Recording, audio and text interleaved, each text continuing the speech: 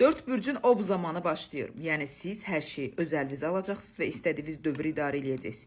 7 oktyabrdan başlayaraq dolunay aktivləşəcək, 15 dərəcədə Qoç bürcünə keçid eləyəcək. Bununla bərabər bu bitmir. Bununla bərabər Merkuri Əqrəb bürcündə keçid eləyəcək. Dolçalara da Plutonun təsiri aktivləşəcək.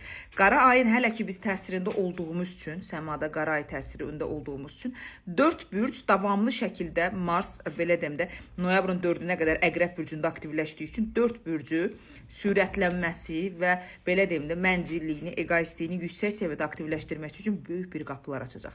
Həmin bürclər, əkizlər saat belə deyim də 24:00-dan 00-da başlayaraq yeni dövrünüz və ov zamanınız 4 noyabra qədər başlayır.